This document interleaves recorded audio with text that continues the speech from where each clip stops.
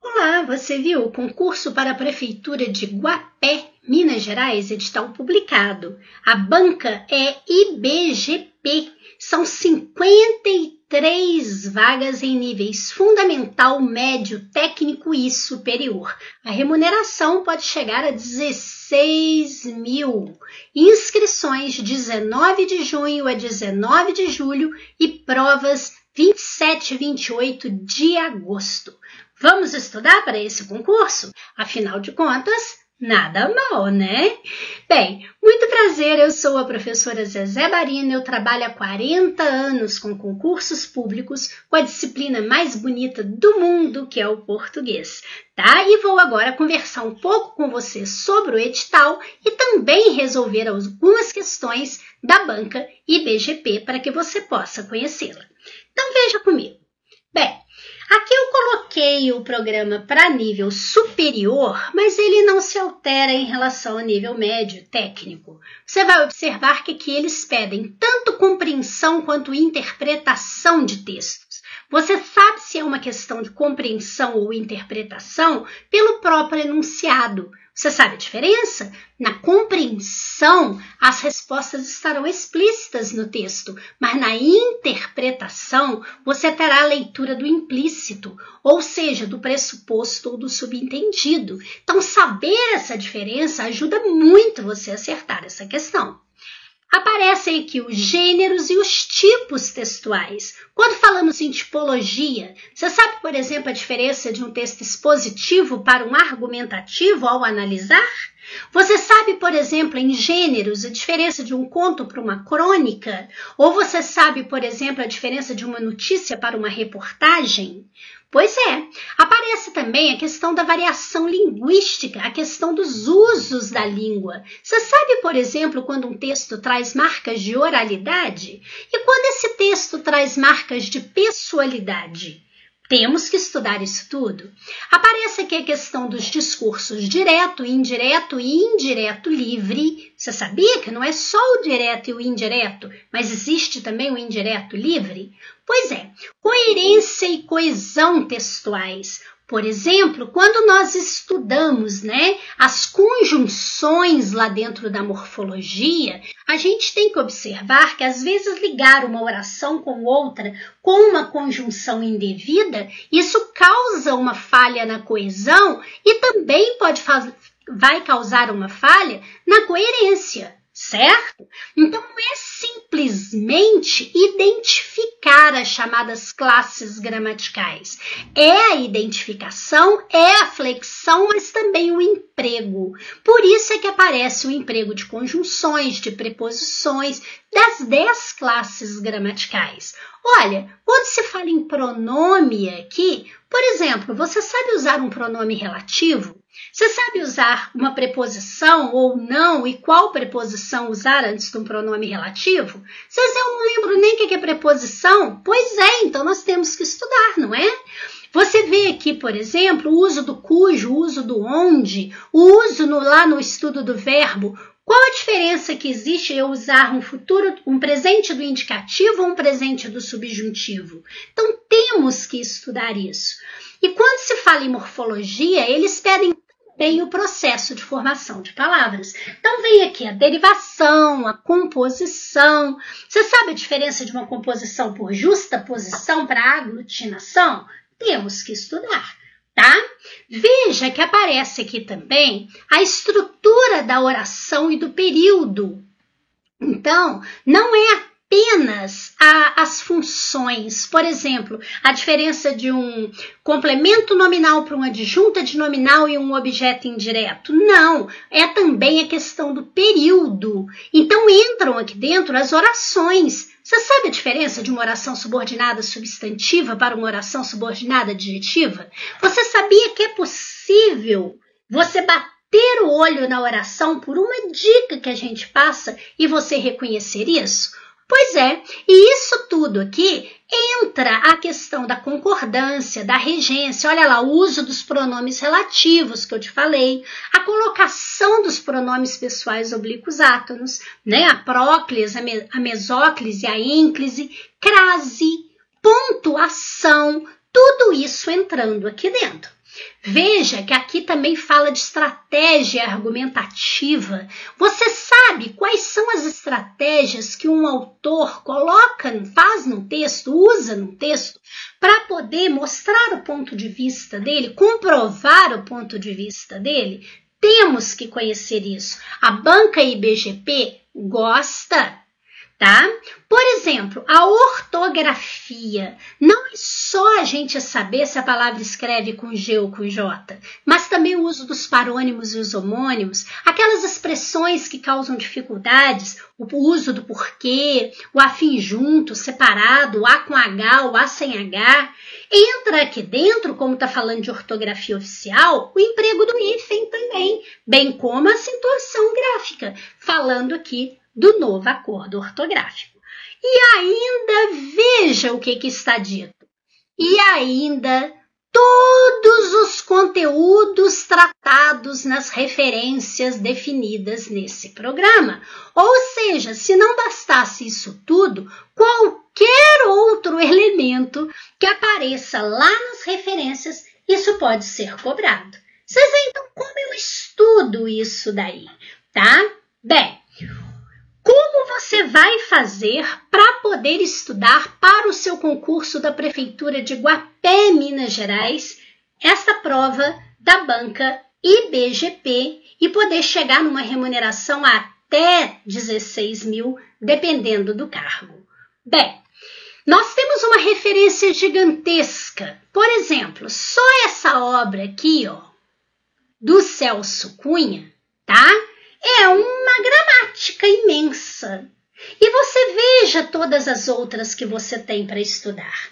Como você estuda isso de uma maneira rápida, uma maneira eficiente e que deixe você também estudar as outras disciplinas. Então vamos lá. Eu preparei para você um curso de português da banca IBGP, um curso em questões. Tá? Como isso funciona? Eu selecionei provas da banca IBGP. Você terá aqui, por exemplo, uma primeira prova com 10 questões. Você fará essa prova e em seguida você corrige e você anota as suas dúvidas. Em seguida, você vai assistir ao meu vídeo e é bom que seja vídeo porque você vai assistir a quantas vezes você precisar. Certo? E aí, eu tenho lá, primeira questão, eu vou analisar letra por letra com você, explicando por que a resposta é B e não é como a maioria marca. Vou mostrar para você possíveis pegadinhas da banca, cuidados com o enunciado e, melhor, explicar o conteúdo necessário para você fazer aquela questão.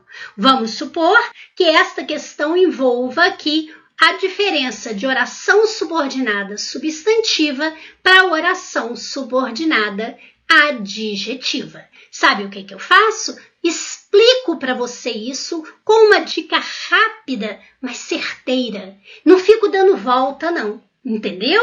E aí você vai tendo aqui dicas para você poder fazer a sua prova com segurança, sem ficar lá tentando decorar uma gramática toda, porque você já viu que isso não funciona. Vamos supor que você tenha uma dúvida ainda. Você pode mandar a sua pergunta para mim e eu vou responder a você especificamente. Bom, não é? Pois bem, vamos supor que eu tenha aqui uma questão de figuras de linguagem. E aí tem lá que conhecer essas figuras. Eu mando para você um PDF também, pequeno, simples, direto e que você vai poder acompanhar o estudo também pelo PDF. Feito isso, nós vamos para mais 10 questões. Depois mais 10, mais 10, mais 10 e eu vou chegar a 150 questões da banca IBGP comentadas uma a uma, letra por letra. Bom, eu acho que sim, né? Você conhece essa banca? Vamos conhecer um pouquinho. Eu selecionei aqui duas questões de 2023 da banca, tá? Aqui a banca mantém o seu estilo, tanto para os vestibulares quanto para os concursos. Então veja só, assinale a alternativa em que o verbo destacado, de acordo com as regras da norma padrão da língua portuguesa, poderia se apresentar no singular ou no plural, ou seja, concordância facultativa. O que ocorre nesta questão aqui? Bem, olha só, eu vou começar pela letra C, que é a que a maioria marca. Então está lá, há, no entanto, desafios financeiros e tecnológicos consideráveis. Muita gente pensa em usar esse verbo no plural. Cuidado, se o verbo haver, ele estiver sendo usado no sentido de existir ou no sentido de acontecer, e você nota que neste caso aí, ele aparece, há desafios, quer dizer, existem desafios. Se isso ocorrer, o verbo haver, ele me dá uma oração sem sujeito.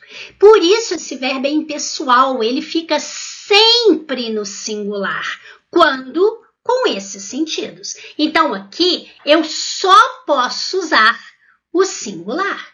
Se fosse o verbo existir, ele sim, eu diria o quê? Existem desafios, porque esses desafios financeiros tecnológicos consideráveis seria o sujeito, mas com o verbo haver não, é uma oração sem sujeito. Então por isso que não é letra C. E na letra D? Serão necessárias mais pesquisas para produzir os volumes que seriam. O que seria necessário? Mais pesquisas. Então, é claro que o verbo concorda com o sujeito, certo? E veja, por que eu uso necessárias? Porque eu tenho aqui um determinante. Então, serão necessárias mais pesquisas. Eu só posso usar aqui essa forma plural. Então, não é facultativo. Na letra B, este nível de compatibilidade de tecidos vai além dos conhecidos grupos. Quem que vai além dos conhecidos grupos? Este nível de compatibilidade de tecidos. Se não está escrito tecidos, por que não é plural? Porque você tem que fazer a concordância com o núcleo. O núcleo do sujeito aqui é o nível. É o nível que vai além dos conhecidos grupos. Sabe como eu confirmo isso? Compatibilidade tem preposição, que é o de. Tecidos tem preposição, que é o de. Pois é, o núcleo do sujeito nunca vem preposicionado. Então, eu só poderia fazer a concordância com o nível. Então, eu só posso usar aqui o singular. Agora, veja a letra A. A maior parte das transfusões de sangue vai sempre depender dos doadores. Não é o mesmo caso da letra B? Porque quem que vai sempre depender de doadores? A maior parte das transfusões de sangue. Veja, aqui o das transfusões de sangue, por que então poderia ser plural? Porque, afinal de contas, parte que é o núcleo está no singular. Então, por que a resposta é letra A, já que é idêntico à letra B? Não é idêntico, não. A maior parte que aparece escrito aqui, isso é o que nós chamamos de expressão partitiva. O que é uma expressão partitiva? Como o nome diz, é aquela que indica que se trata de uma parte e não do todo. Viu que interessante? Então, olha só, quando eu utilizo aqui a expressão a maior parte, não são todos. Quando eu digo a minoria dos, a maioria dos, pequena parte dos, quando eu tenho a expressão partitiva, a concordância é facultativa. Mas atenção, isso é para o caso de expressão partitiva. Então, eu posso fazer a concordância com o núcleo, com a expressão, a maior parte, ou então eu posso concordar com o elemento que o especifica, transfusões. Daí eu poderia dizer vai ou vão. Viu? Então, olha, uma dica rápida para mostrar para você que esse é um caso de concordância facultativa. Veja outra questão. Ela diz assim, releia o trecho a seguir. Esferas magnéticas são usadas para pescar células tronco flexíveis que são capazes de se tornar um glóbulo vermelho. É correto afirmar que as aspas, tá aqui ó, em pescar, foram usadas para... Eu posso usar aspas para indicar um neologismo? Posso. O que é um neologismo? Neo é novo, então é a criação de palavras. Quando Magri, né, lá na época em que ele era ministro, ele disse que o plano dele era imexível, ele pôs entre aspas. Por quê? Porque ele criou essa palavra na época. Depois a palavra já entrou no dicionário. Então, na época, ele usou isso entre aspas, certo? Posso usar aspas para indicar uma ironia? Posso. Você já viu quando a pessoa fala assim para outra, né?